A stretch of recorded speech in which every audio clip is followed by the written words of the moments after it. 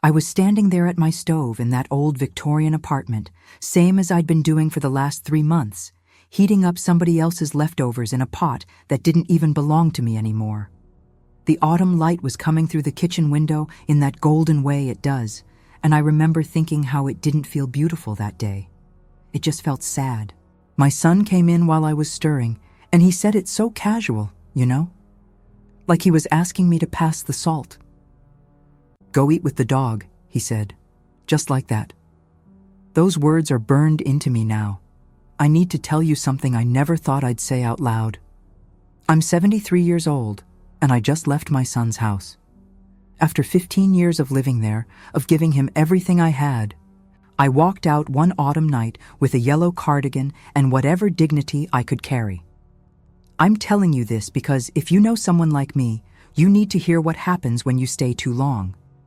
If this story touches something in you, please, stay with me until the end and share it. Someone out there needs to hear this more than they need anything else today. It didn't start that way, of course. When my husband died, my son offered to let me move in. He had that beautiful house in Richmond, you understand, and I thought I was lucky. I was alone in that big empty house we'd lived in for 40 years, and he said, "Mom, come stay with us." Those words felt like love, but love, I learned, can look different than you think it does. I moved into the lower apartment of this old Victorian they'd bought. It was in a public housing complex, with a central courtyard where children played and neighbors sat on stoops talking in the evenings. The building had character, you know? Creaky wooden stairs, high ceilings with crown molding, the kind of place that held stories in its walls. My apartment was small, but mine, or at least I thought it was mine. I had a bedroom, a tiny kitchen, a bathroom with an old clawfoot tub. I put up my favorite pictures. I kept my wooden jewelry box on the dresser, the one my mother gave me before she died. The latch was broken, had been for years, but I loved it anyway. Inside, I kept the pearl necklace my husband gave me on our wedding day, some earrings, a few rings that meant something. That first autumn, I wore my sunny yellow cardigan with the pearl buttons almost every day. My husband used to say it made me look like a ray of sunshine. I'd pair it with my good slacks and my comfortable shoes, and I'd walk up those creaky stairs to have dinner with my son and his family. Back then, they still invited me. Back then, there was still a place set for me at the table. I spent my days quietly. I'd press flowers between the pages of my Bible, the same Bible I'd had since I was confirmed at 16. There's something peaceful about preserving beauty, you know? Taking a perfect rose or a sprig of lavender and making it last forever. I'd sit by my window in the afternoon when that golden autumn light came through, and I'd arrange the petals just so, then close the book gently and set something heavy on top. Days later, I'd open it, and there they'd be, flat and eternal and safe. The exclusion came slowly. At first it was small things. My daughter-in-law would make dinner, and somehow I'd miss the announcement. I'd be downstairs in my apartment, maybe reading or watching one of my shows, and I'd realize it was 7:30 and nobody had called me. I'd come upstairs and find them finishing dessert. "Oh, Mom," my son would say, "we thought you were tired. We didn't want to bother you." So I'd go back downstairs and make myself a sandwich, standing at my little counter, eating alone. Then it was the weekends. My grandchildren would come over, and I could hear them laughing upstairs.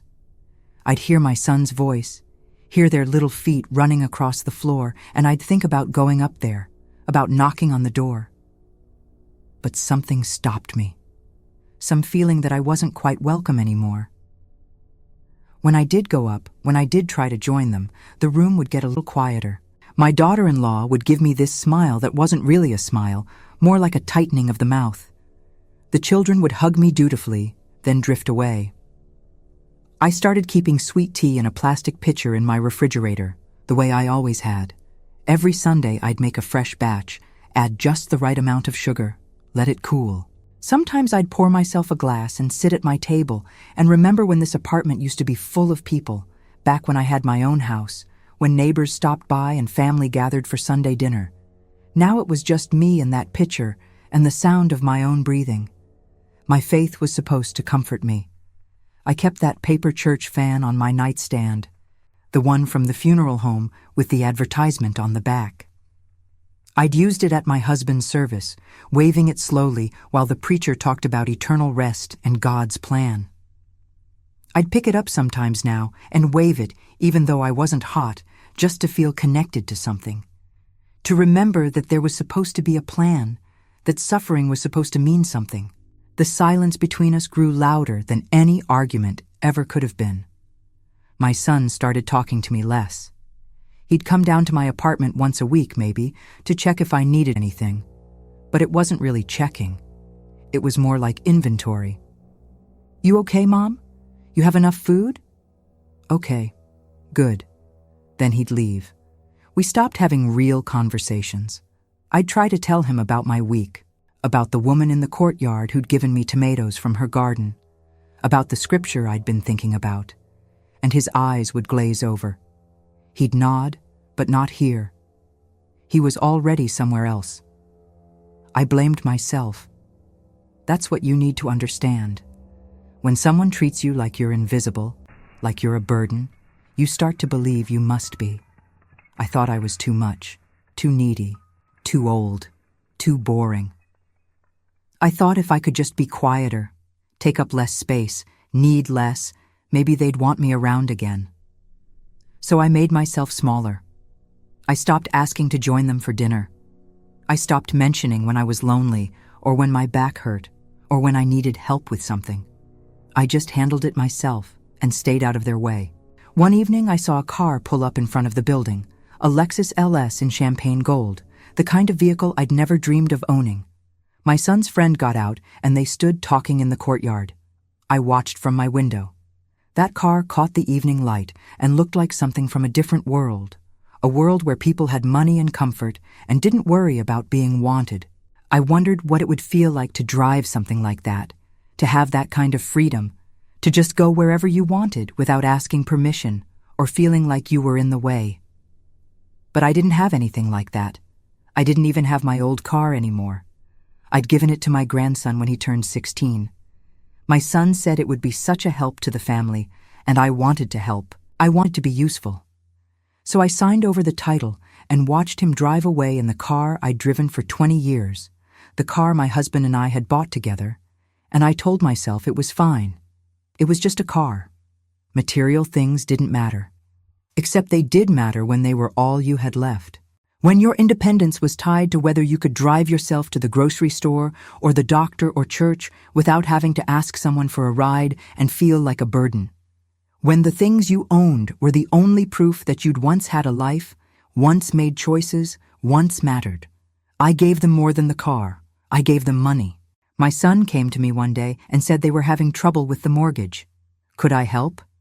Just a loan, he said, just until they got caught up. I had savings, money my husband and I had put away for retirement, for emergencies, for the future. I gave him $8,000, then another $5,000 a few months later, then another $3,000 after that. Each time he said it was the last time, that things would get better, that he'd pay me back. I never saw any of it again.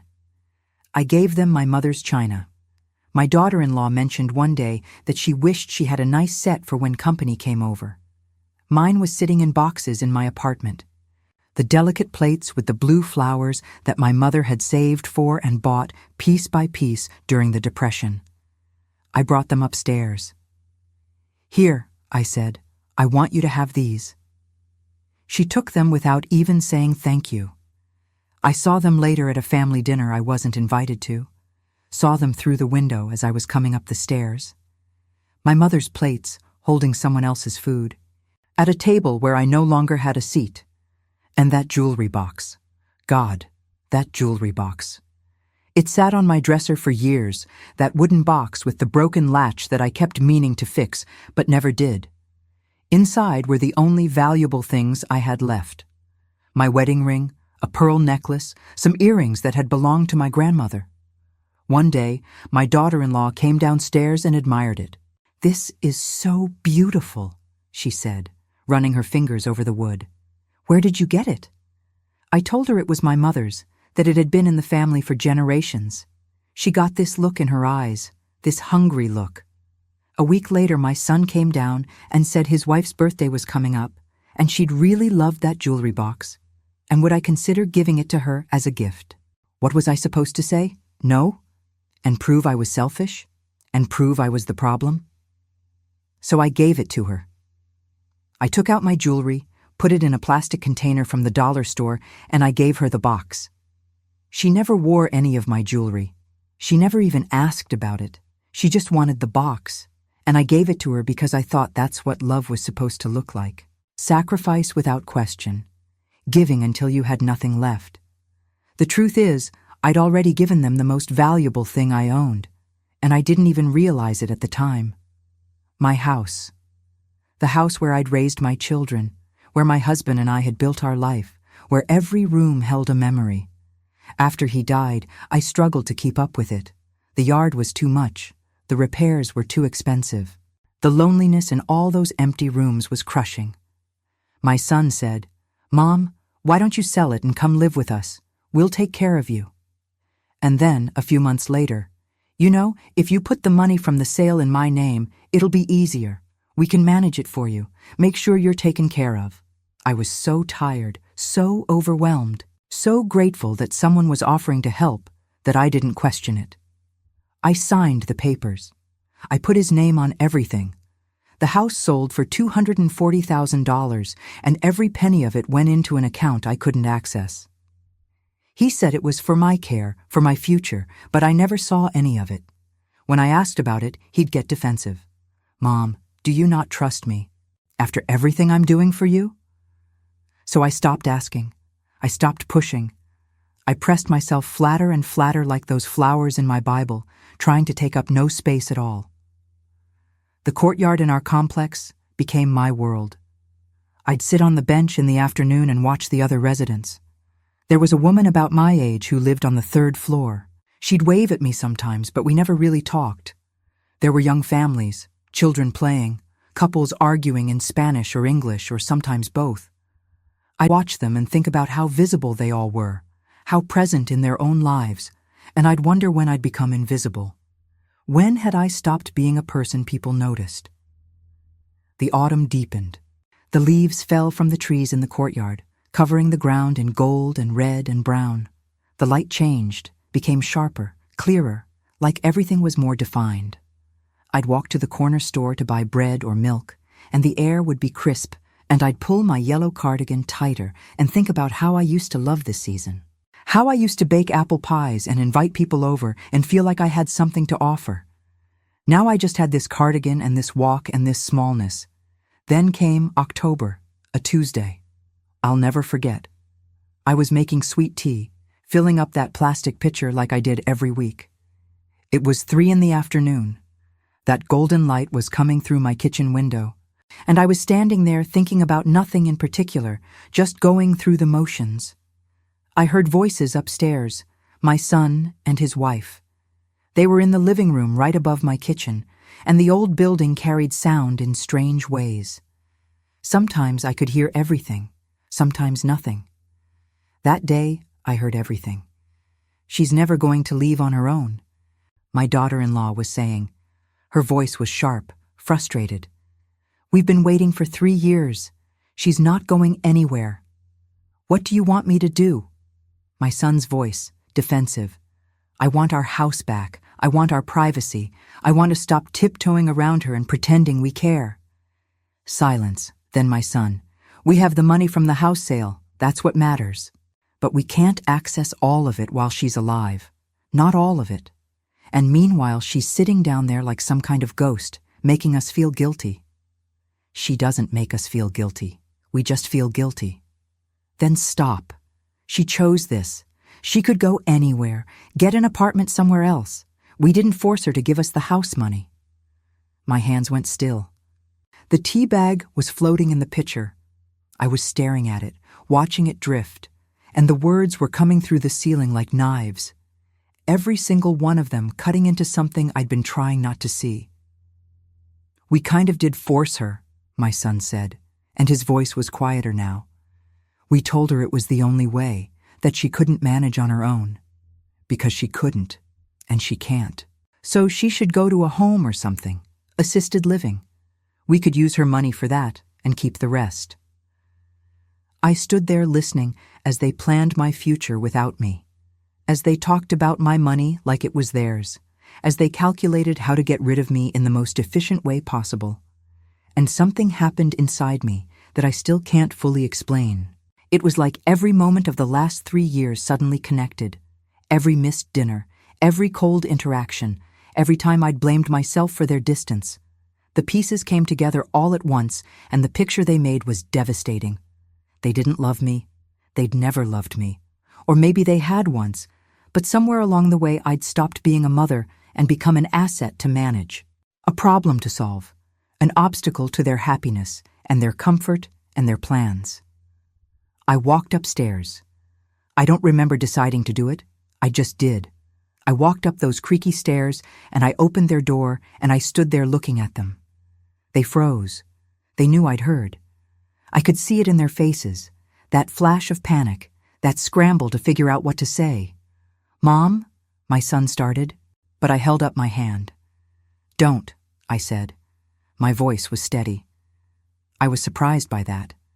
I thought I'd be crying, shaking, but I wasn't. I was clear. "I heard you. I heard everything. And I need to know something. Did you ever want me here? Or was this always about the money?" He opened his mouth, closed it, looked at his wife. She looked away. That silence told me everything I needed to know. I went back downstairs. I don't remember walking. I was just suddenly in my apartment, and I was standing in front of my dresser, and I picked up that plastic container with my jewelry in it. The jewelry that used to be in the wooden box. The box I gave away because I thought it would make them love me. I picked up that container and I threw it across the room. The plastic cracked against the wall and my wedding ring rolled under the bed and the pearls scattered across the floor, and I just watched them, these precious things, bouncing and rolling and coming to rest in corners I couldn't see. Then I picked up that wooden jewelry box they'd left sitting on my dresser after my daughter-in-law decided she didn't want it after all. The broken latch, the scratched wood, the emptiness inside. I picked it up and I smashed it against the radiator. The wood splintered, pieces flew.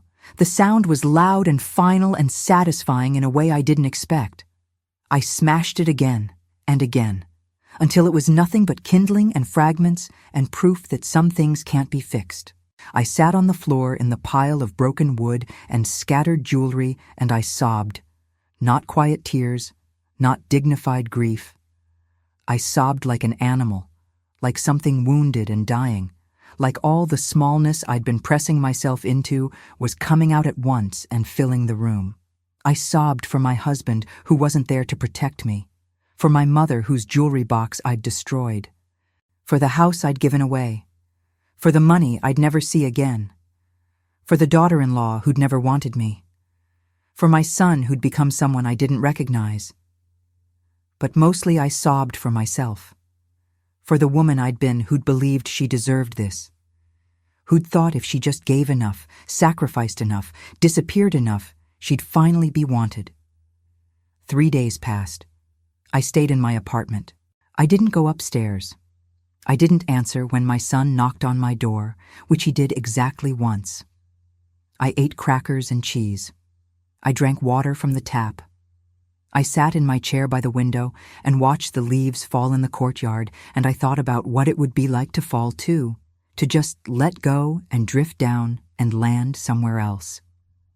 On the 4th day, a Saturday, I went upstairs to get something from the kitchen. Just a pot I'd lent them months ago. I needed it back.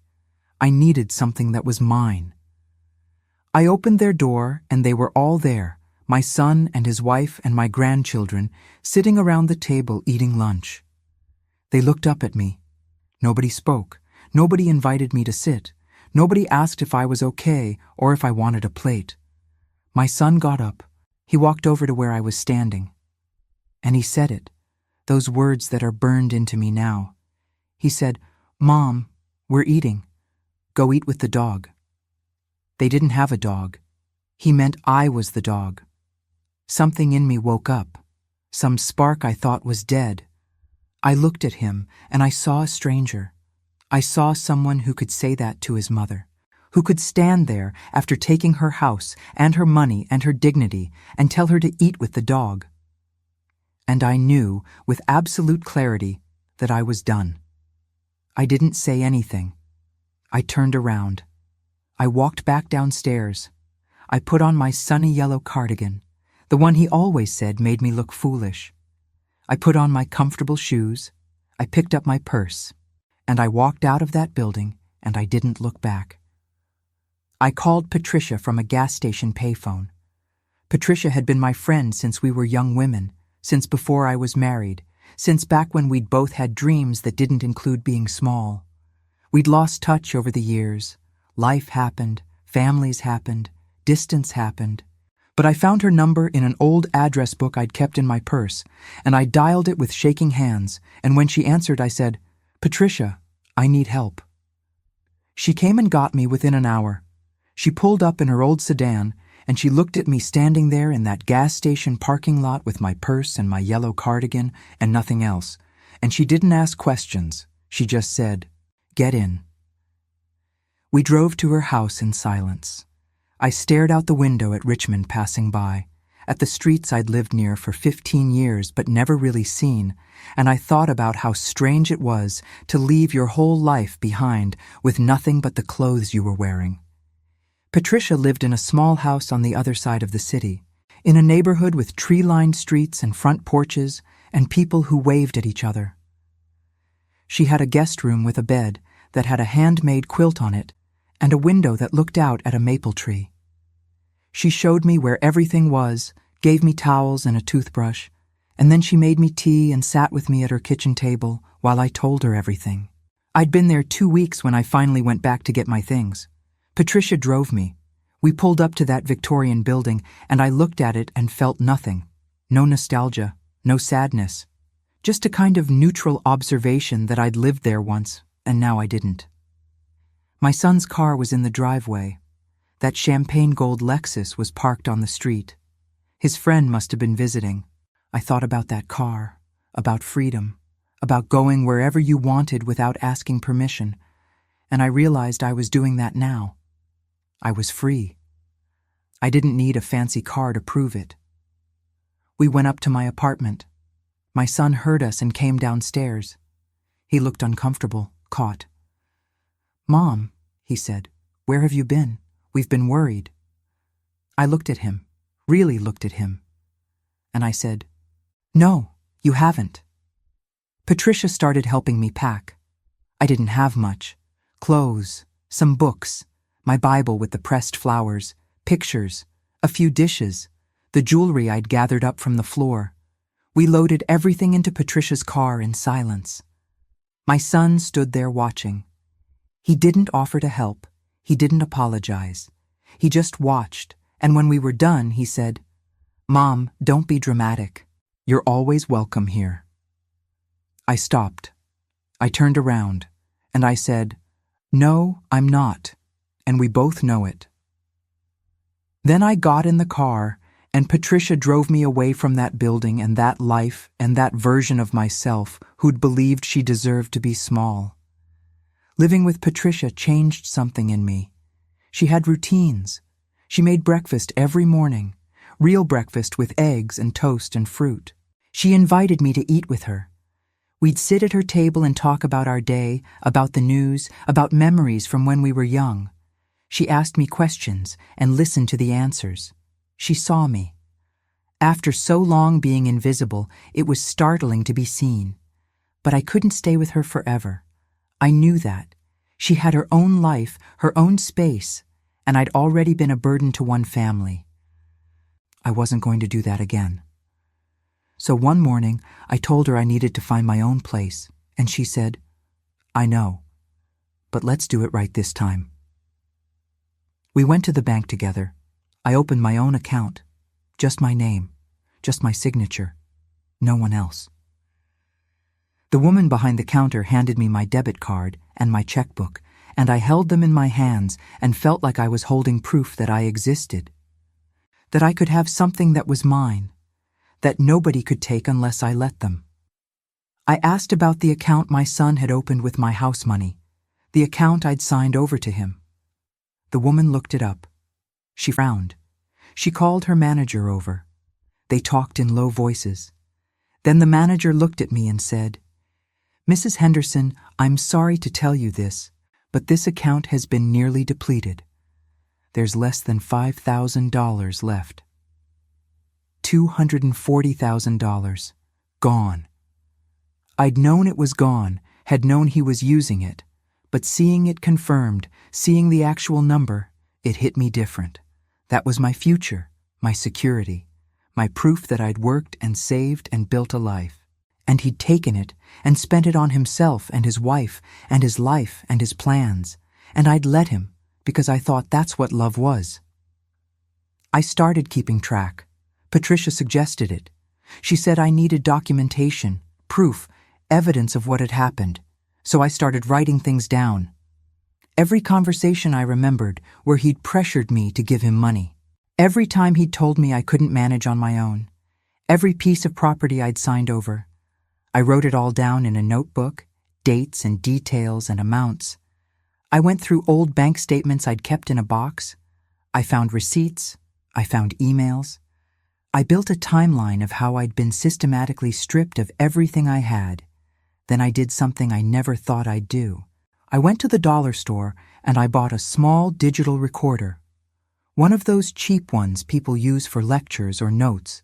I kept it in my purse, and when I went back to get more of my things, I turned it on. My son was there. His wife was there. They thought I was just collecting some items I'd forgotten. They didn't know I was listening differently now, recording differently. When my son started talking about how I was being unreasonable, how I'd wanted to give them the house money, how I'd insisted on helping with their mortgage, I let him talk. I let him rewrite history while the recorder in my purse captured every word. I went back 3 more times over the next month. Each time I recorded. Each time I got more evidence. I heard my daughter-in-law tell her friend on the phone that they'd convinced me to sell the house by telling me I couldn't handle it anymore, even though I'd been managing fine. I heard my son tell someone that they were planning to put me in a nursing home and use my remaining money to pay for it while keeping the bulk of what they'd already taken. I heard them laugh about how easy it had been to manipulate me, how I'd believed everything they said because I was desperate to be needed. I took the recordings to a lawyer. Patricia had recommended him, said he was good with elder law, with financial abuse cases. I sat in his office and played the recordings and watched his face get harder with each one. When they were finished, he looked at me and said, "Mrs. Henderson, what they did is illegal. We can pursue this." I didn't know if I wanted to pursue it. Part of me just wanted to walk away, to leave it behind, to start over clean. But Patricia said something that changed my mind. She said, "If you don't stop him, he'll do this to someone else. Maybe he's already doing it. Men like that don't change unless they're forced to." So I said yes. I said yes to the lawyer and the legal action and the fight. I said yes to refusing to be small anymore. My daughter, my other daughter, the one who'd moved away years ago and who I'd lost touch with because my son had slowly, carefully isolated me from her. She called me at Patricia's house one day. Someone had told her I'd left. She said, "Mom, what happened? Are you okay?" And I broke down. I told her everything, all of it. The money, the house, the exclusion, the cruelty, the dog comment, everything I'd been too ashamed to say out loud. She was quiet for a long time. Then she said, "Mom, I tried to tell you, years ago. I saw what he was doing. But you wouldn't listen. You defended him every time." She was right. I had defended him. I'd made excuses. I'd blamed her for being jealous, for causing drama, for not understanding how hard things were for him. I'd chosen him over her because I'd believed that's what a good mother did, stood by her son no matter what. And in doing that, I'd lost my daughter, the one who'd actually loved me, the one who'd actually wanted me around. "I'm sorry," I said. "I'm so sorry." "I know," she said. "Come stay with me. I have room. Come here and let me take care of you for a while."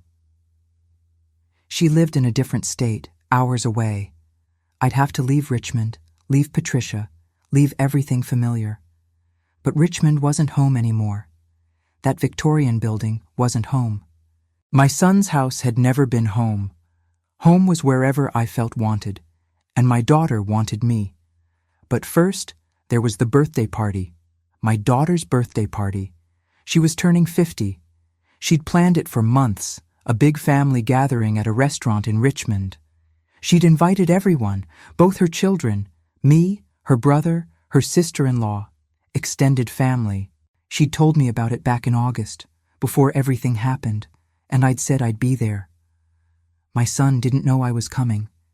He thought I'd disappeared, given up, gone away quiet and ashamed like he expected. He showed up at that restaurant with his wife, smiling, playing the part of the good son who showed up for his sister's birthday. He didn't see me at first. I was sitting at the far end of the table, next to my daughter, wearing my yellow cardigan and my comfortable shoes, and a calm I'd earned through weeks of documentation and clarity. When he saw me, he froze. His wife froze. They exchanged a look. I watched them calculate what to do, how to play this. They sat down.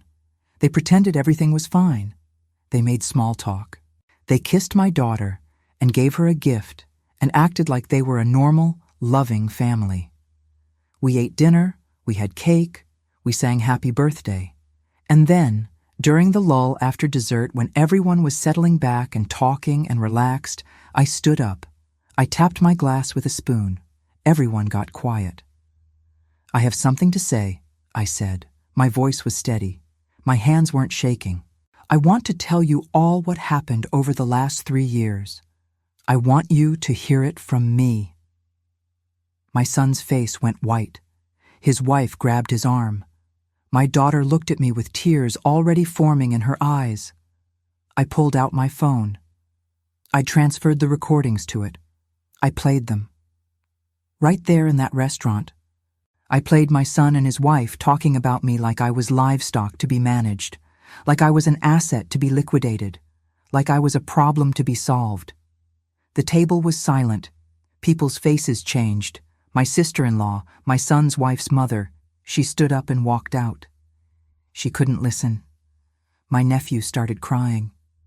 My granddaughter, my son's oldest daughter, who was 22 and who I thought didn't care about me anymore, she stood up and looked at her father and said, "How could you?"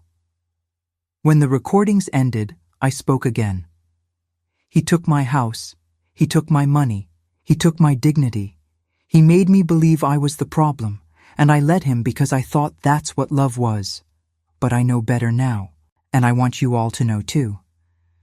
My son tried to defend himself. He stammered something about misunderstandings, about context, about how things were complicated. His wife tried to leave, but my daughter blocked the door. Not physically, just stood there and said, "No, you're going to stay and face this." I told them about the lawyer, about the evidence, about the legal action we were pursuing. I told them the bank had been notified, that the accounts were frozen, that he'd have to pay back everything he'd taken. I told them I was done being silent, done being small, done letting him control the narrative. Then I sat down. I'd said what I needed to say. The rest was up to them. The aftermath was swift and brutal. My daughter-in-law's family cut off contact with my son. They were humiliated. Their daughter had married a thief, a manipulator, an abuser of elderly women. They wanted nothing to do with him. My son's friends started asking questions. Word spread in their social circle. He lost business contacts. His wife started divorce proceedings. She claimed she didn't know, that she was a victim too, but those recordings proved otherwise. The lawyer worked fast. The bank returned the remaining money to an account in my name only. My son was required to pay back what he'd spent, in installments, with interest. It would take him years, maybe decades. The house I'd sold, he had to prove where that money went. Every dollar. He couldn't. Most of it was just gone, absorbed into their lifestyle, their cars, their vacations, their things. The court ordered him to make restitution. But the real justice wasn't the money. It was watching him lose everything he'd valued more than me: his reputation, his marriage, his standing in the community, his comfortable life built on what he'd taken from his mother. That was the justice. That was the consequence. My daughter helped me move. We packed up what little I had at Patricia's house, and we drove 7 hours to her home in a quiet town I'd never been to before. She had a small house near a park with a garden in the back and a spare bedroom she'd prepared for me.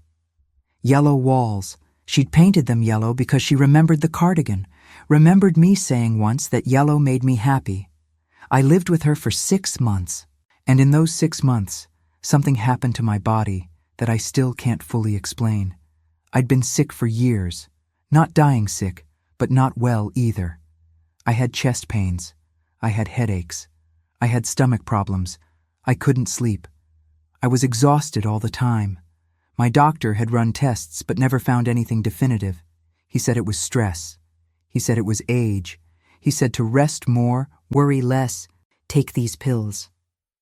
But living with my daughter, being wanted, being seen, being loved without conditions or calculations, my body started healing. The chest pains stopped. The headaches faded. I started sleeping through the night. I gained weight in a good way. My face filled out again. My clothes fit better. My skin looked different, less gray, more alive. I had energy, real energy. I'd wake up in the morning and want to get up, want to do things, want to be present in my life. My doctor couldn't believe it. When I went for a checkup after 3 months, he checked my blood pressure and it had normalized. He did blood work and my inflammation markers were down. He asked what I was doing differently, and I said, I left my son's house. I stopped letting people treat me like I didn't matter. He nodded slowly and wrote something in my chart and said, keep doing that. I started walking every morning. There was a park near my daughter's house, a beautiful place with trails and trees and a pond where ducks lived.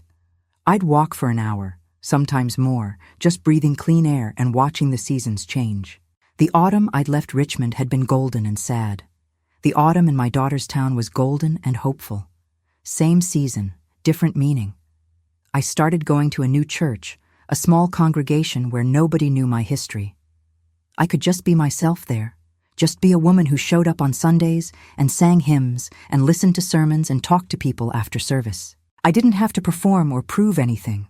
I could just exist. I took that paper fan from the funeral home and I threw it away. I didn't need it anymore. I didn't need reminders of grief and death and endings. I needed to build something new. My daughter and I had real conversations. We talked about her childhood, about the ways I'd failed her by choosing her brother, by believing his version of things, by not seeing what was happening until it was almost too late. We talked about her life now, her work as a teacher, her hobbies, her friends, her dreams. We talked about my life before her father died, about the woman I'd been who'd had interests and opinions and a presence in the world. We talked about who I could become now. One day, about 8 months after I'd left Richmond, I got a call from Patricia. She'd been keeping track of things back home, staying in touch with people who knew my son. She said his life had completely unraveled. His wife had left him. He'd lost his job. He was living in a small apartment, struggling to make the restitution payments, isolated from most of his former friends and family. She said, "He asked about you. He wanted to know if you'd talk to him." I thought about it for a long time. Part of me wanted to say yes, wanted to hear him apologize, wanted some kind of closure or reconciliation. But the bigger part of me, the healthier part, knew that wasn't what he wanted. He didn't want to apologize. He wanted me to forgive him so he could feel better. He wanted me to make it okay so he could move on. He wanted to be released from the consequences of his choices. I told Patricia to tell him no. I wasn't interested in talking. I wasn't interested in making him feel better about what he'd done. I was interested in my own life now, in my own healing, in my own future. And that future didn't include him unless he truly changed, truly understood what he'd done, truly earned the right to be in my life again. I don't know if he ever will. Maybe he'll stay broken and bitter and convinced he's the victim. Maybe he'll blame me forever for not being easier to exploit. Maybe he'll learn something and grow and become different. But that's his journey now, not mine. My daughter found a small house for sale near hers. 2 bedrooms, 1 bathroom, a little yard. Nothing fancy, but it was mine. She helped me with the down payment, using some of the money I'd gotten back from the restitution. I moved in on a Saturday in spring. My granddaughter, my daughter's daughter, who was 17 and brilliant and kind, helped me paint the walls. We painted the bedroom yellow. We painted the living room a soft blue. We painted the kitchen white with yellow accents. We made it bright and clean and new. I planted flowers in the yard. Real flowers, not pressed ones. Roses and lavender and daisies and sunflowers. I tended them every day, watering them, pulling weeds, watching them grow. There was something powerful about keeping things alive instead of preserving them dead. I got a cat, a gray tabby from the shelter who'd been returned twice because she was antisocial and didn't like most people. She liked me.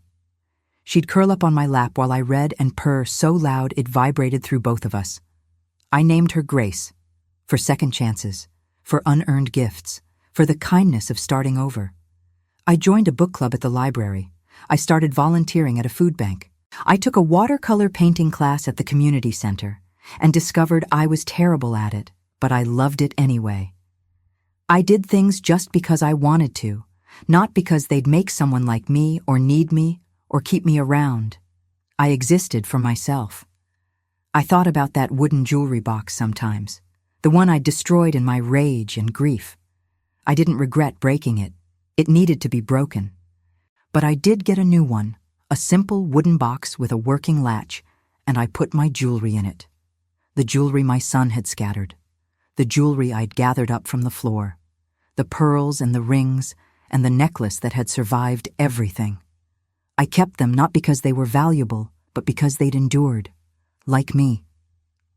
A year after I left Richmond, my daughter threw me a birthday party, a real one, with friends from my new church and my book club and my watercolor class, with my granddaughter and my daughter and Patricia, who drove 7 hours to be there, with a cake that had my name on it and candles I actually blew out and people who sang happy birthday like they meant it.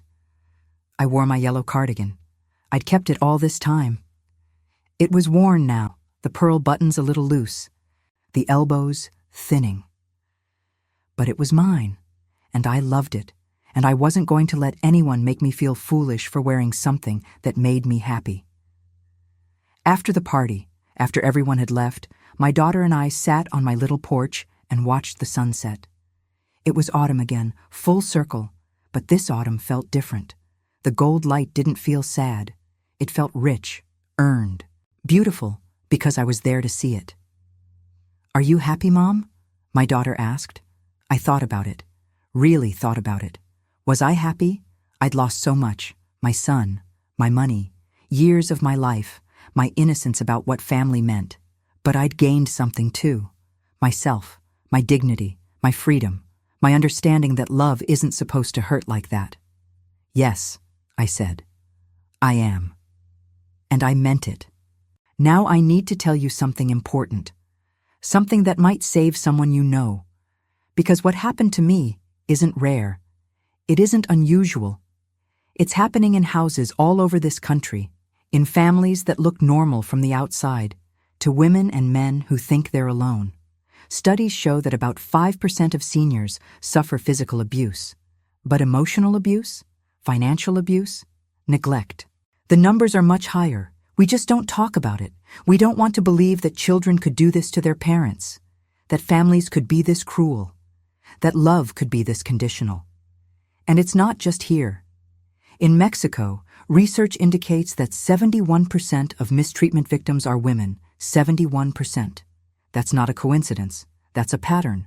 Women are taught from birth to sacrifice, to nurture, to give, to shrink themselves to make others comfortable. And that teaching makes them perfect victims for this kind of abuse.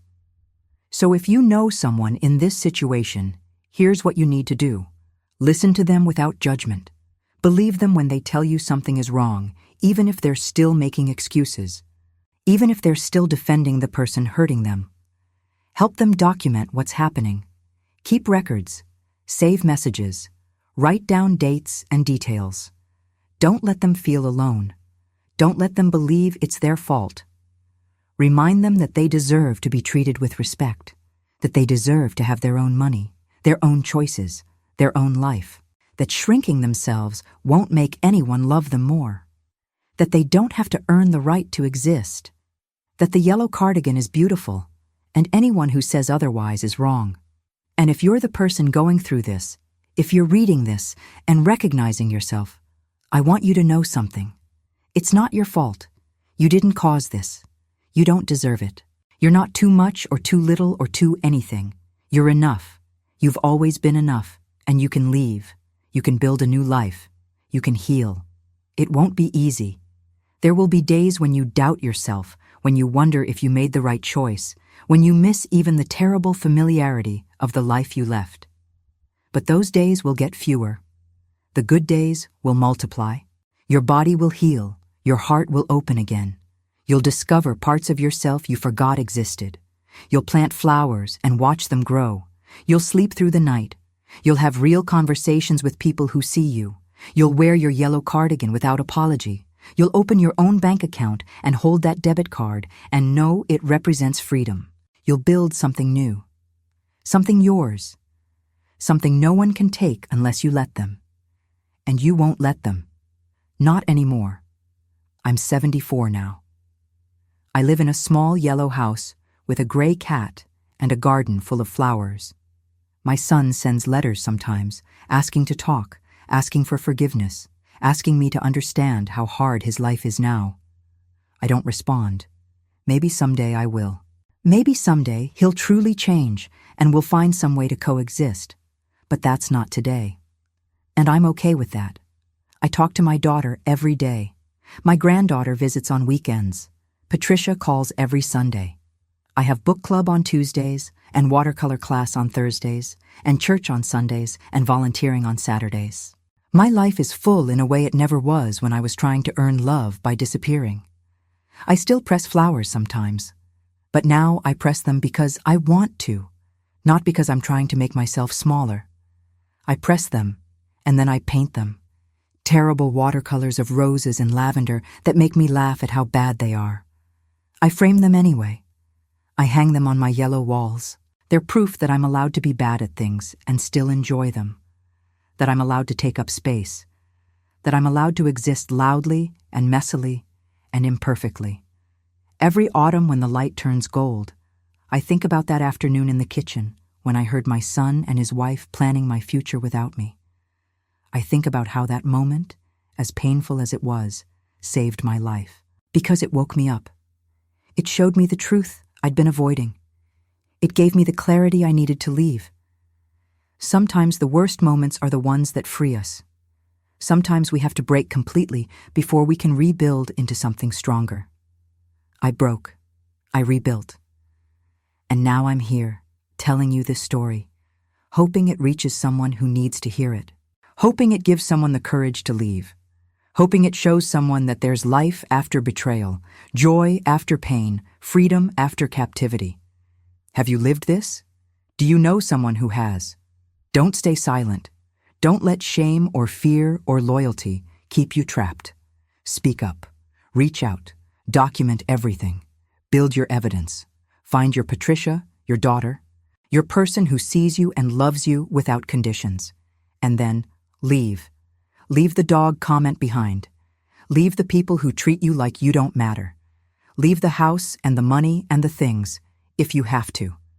You can rebuild. You can start over. You can heal. I did. And if a 73-year-old woman in a yellow cardigan can walk away from everything and build a new life, so can you. Please, if this story touched you, share it. Like it. Subscribe. Not for me, but for the person out there right now who's heating up leftovers alone, who's pressing themselves smaller and smaller, who's wondering if they deserve better. They do. You do. We all do. And sometimes the bravest thing we can do is believe it.